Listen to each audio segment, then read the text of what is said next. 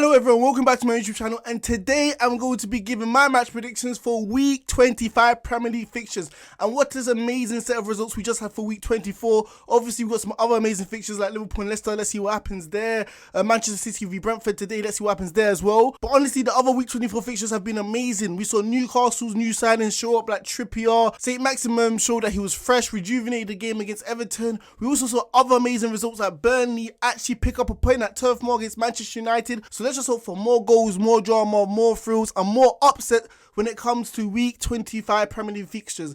And for this weekend's games we have for the Premier League, I think we are in for a treat. We got Liverpool versus Burnley. Liverpool travelling down to Turf Moor. Could Burnley actually pull off the upset and defeat Liverpool? Other amazing games at Manchester City going away to Norwich. Can Norwich also pull off a miracle at Carrow Road and beat Manchester City? And we even got Newcastle versus Aston Villa at St. James's Park. But before going to this video, make sure you guys like, comment, and hit that big subscribe button right there. Make sure you guys in the comment section give me your own predictions. Who do you think is going to win in week 25 Premier League fixtures? So the first game I'm going to be talking about is Manchester United versus Southampton. And the last time these two sides met at Old Trafford, we know what happened. We saw what we saw. Manchester United beat battered Southampton 9-0 at their own stadium. Obviously, the confidence isn't flying. Manchester United fans aren't filled with this much optimism that they're actually going to beat Southampton by this margin.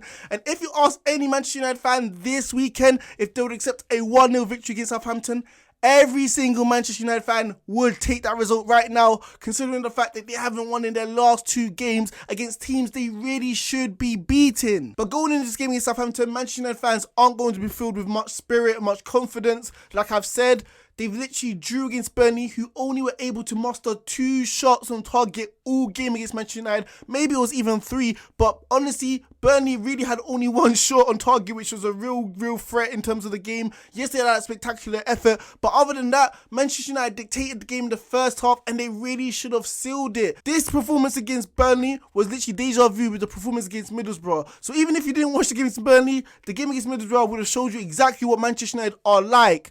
In the first half, dominated the game, controlled it, created so many chances their forwards really should be scoring. But after the first half, after Burnley got their goal, just like Middlesbrough got their goal, the heads dropped and Manchester United players weren't able to get back into the game, get back into the gears, get back into the momentum and actually dominate the game like they were doing in the first half. Manchester United look so fragile mentally. Every time our team opposition scores a goal, it looks like they can't get back into the game. It looks like all their creativity, all their fluidity, all their ability to create chances just evaporates because they're just scared of losing the game. So honestly, if Southampton are able to stick in the game against Manchester United, honestly defend as a unit, be compact, or even press the ball and ensure that they're in and around the game, especially in the 60th or 70th minute, they have a great opportunity to potentially even win the game and certainly get a draw if Burnley were able to do it. And we got good reason to believe that Southampton can actually pull away with a draw, especially staying in the game in critical moments. We saw against Manchester City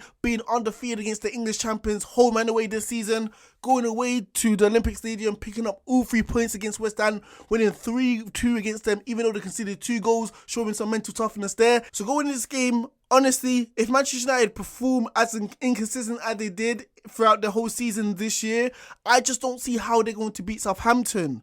They've literally transitioned from not a second half team under Ollie, but into a first half team. And when a team obviously gets a goal, they just don't have the confidence to get back into the game.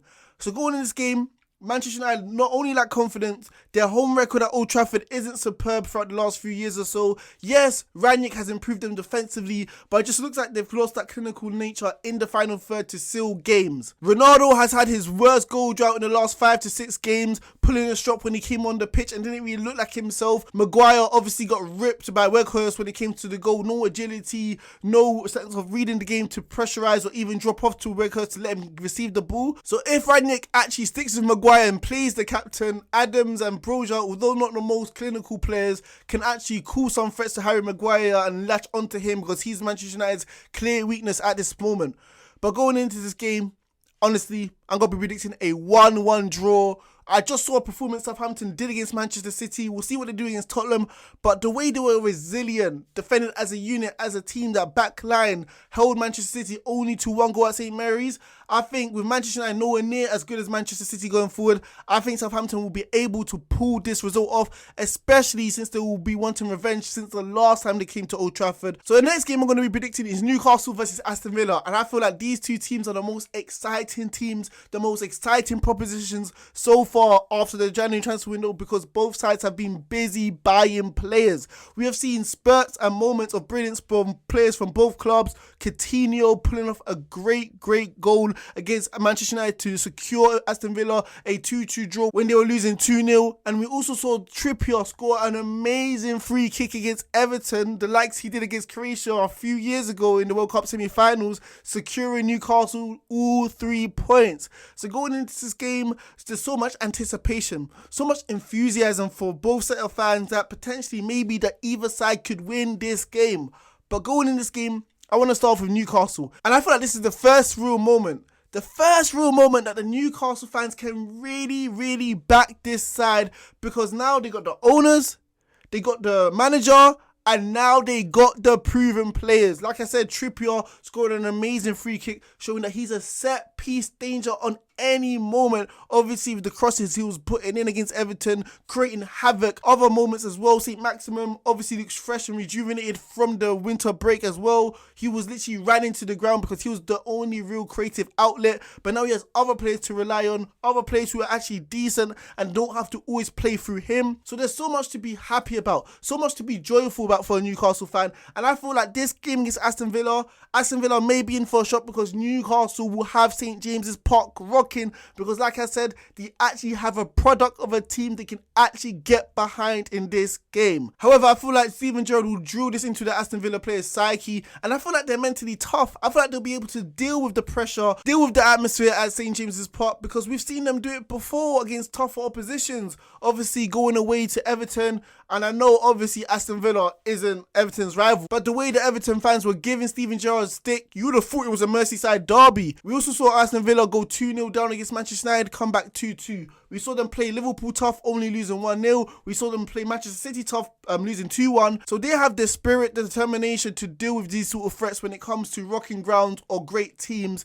I feel like Aston Villa have steel and toughness, especially in that midfield with McGinn, and Ramsey is proven to be one of the best young players of the season, the way he has literally performed so far in the last month or so, being one of those box-to-box midfielders.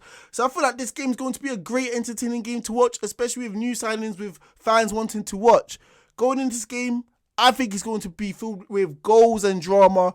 I'm going to go for a 2-2 draw. I think Newcastle will be winning in the 80th minute 2-1, but I feel like they just don't have the defence. I know Lascelles played well, actually he looked like a Premier League defender against Everton, but apart from that, I feel like we will return back to what we know him truly to be in the last 2 years or so, and I feel like Aston Villa will snatch a point. So the next game I'm going to be predicting is Norwich City versus Manchester City, and both sets of teams need the 3 points. Obviously Norwich City battling for their lives in the Premier League, needing the 3 points to ensure Premier League survival, and we've got Manchester City looking to continue their momentum with the undefeated streak if they don't lose against Brentford today, and see if they can continue their momentum in the title charge. Going into this game, I feel like Manchester City have the psychological edge over Norwich, because they've beaten them in their last 2 games by 5 goals. Obviously, Norwich was relegated in between that time period of last year, but the last time they faced them, even before that, they scored 5. I'm not predicting that it's going to be 5 goals this time, because we know Norwich City are fighting for their lives, and when a team is desperate and they need all 3 points, they're going to leave every single piece of energy out on the pitch to ensure that they do not give up in the game. It's at Carrow Road, it's at their home stadium, they're going to give the fans something to cheer about, and they're going to go down swinging in this game. So I'm not going to be predicting an utter thrashing. I do feel like Dean Smith does deserve some credit, because in their last 2 games or so, Norwich have actually been winning games. Before that, they were literally easy pickings for any team, but they've been beating teams in and around them. Watford, they've been beating other teams like Everton as well, and they've been actually going on some sort of decent form. Other players except for Pukki have actually been scoring goals, and this has been Norwich's biggest critique of the season. They do not have goals anywhere around the pitch except for Pukki. So the fact they can rely on other players like Sargent to score all critical goals to ensure that potentially they can stay up, this is going to go a long way for their bid when it comes to playing Premier League football next season.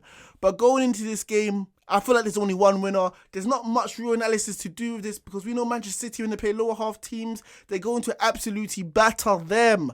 Manchester City had the second best scoring, obviously, this season in the Premier League, and Norwich have conceded the most goals in the Premier League. This isn't a great formula for a Norwich fan to be hopeful for that they can pick up 3 points. Norwich have conceded on average 2+ goals per game in the Premier League this season, and I'm going to go for a 3-0 victory for the away side for Manchester City to continue their title push. So the next game I'm going to be predicting is Watford versus Brighton, and let me just start with Watford. They desperately need the 3 points in their bid for Premier League survival this season. The Watford fans are going to be absolutely disappointed with the way they've been playing in the last 3 or 4 games or so prior to Roy Hodgson, because they've been dropping points in and around teams against them. All 3 games where you are thinking they need to get 7 points to ensure Premier League safety, because before those few games they were like 17th in the Premier League table, but now they have sucked back into the relegation fight because of their poor performances in those games and those poor results. But I feel like in the last 2 games, Watford fans should be filled with some sort of optimism. The way Roy Hodgson has just come in and instantly made an impact.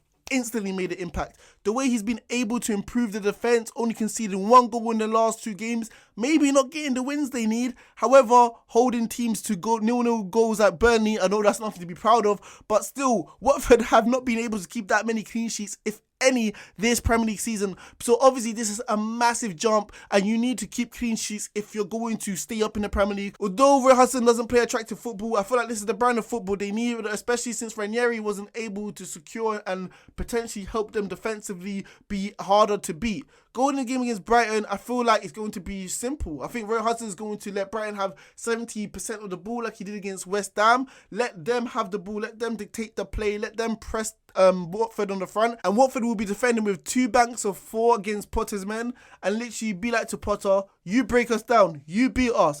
And when you try get desperate, when you try go for the win, we'll just counter you with our talented players like Sarr, who's coming back from the African Cup of Nations, King, who's also a decent player when it comes to scoring goals, and we'll have opportunities enough across this time span of 90 minutes to potentially get a goal to win the game. However, I'm not going to have the full courage to think Watford will beat Brighton. I just feel like Leopards don't change its spots. And although they've had the new manager bounce back, I feel like you will start to see the cracks, which Roy Hodgson will need to improve on quickly if Watford have any real chance of Premier League survival this season. I feel like 3 weeks isn't enough time to improve Watford defensively. I feel like the new manager bounce back will wear off soon, and I feel like we'll see the true colours of Watford. However, I do feel like they have enough quality in this game to pick up a point against Brighton in their bid to stay in the Premier League, and I'm going to go for a 1-1 draw. So the last game I'm going to be predicting is Burnley versus Liverpool, another side Burnley who need 3 points to ensure Premier League survival. Honestly, Burnley these days, I know they've been undefeated in the last 3 games, but draws aren't going to cut it since they are bottom of the Premier League right now. They need to start thinking about picking up 3 points so they can start to climb up the table. In the last 3 games or so, yes, people may think they've spun it around with the way Sean Dyche in the latter half of seasons knows how to literally turn the form around and ensure Premier League survival, because they have the experience, they have the know-how to get out of these dangerous positions in and around the relegation zone. But honestly, I don't know if they're going to pull it off this season. And they're going against a Liverpool side who we know are ruthless in front of goal. Yes, you can keep clean sheets against Arsenal. Yes, you can obviously defend well against Manchester United, who we know who are inconsistent when it comes to scoring goals, both sides. But when you're versing Liverpool, who have scored the most goals in the Premier League this season, with players like Diaz, the new signing, looking to obviously prove his point why he's worth 50-60 million pounds. And then we've got other players like Salah coming back from the African Cup of Nations. And I've even mentioned Jota, Firmino. You're going to be scared, and it's going to be intimidating in this game, and you're not going to be able to ride your luck, which they did against Arsenal, Manchester United throughout the whole entire game. Going in this game, I know Burnley are hopeful because they have Weghorst and Rodriguez, who already shown some sort of chemistry in the game against Manchester United, the way Weghorst was able to spin Maguire. But you're not going to be able to do this against Van Dijk. I know Rodriguez showed his burst of pace, but you're not going to be able to do this against Van Dijk or Matip. Matip and Van Dijk are clearly better defenders in this moment of time compared to Varane and Maguire. And obviously, I just feel like Burnley don't have enough pace to really take advantage of Liverpool's high line in behind. So going in this game, I feel like Liverpool shouldn't be worried as long as they respect Burnley. I know they're bottom of the league, but you don't play down to your competition. You always play up to them. So going this game, I think Liverpool will win this game. I'm going to be predicting a 3-0 victory. Liverpool have won their last 4 games at Turf Moor. So I think Liverpool know how to go there, roll up their sleeves, because they know it's going to be a physical battle. Burnley don't play the most attractive brand of football, but I feel like Liverpool have shown in previous seasons they know how to take this game to Burnley and ensure they get all 3 points. So going this game, I'm going to be predicting a 3-0 victory for the away side, Liverpool FC.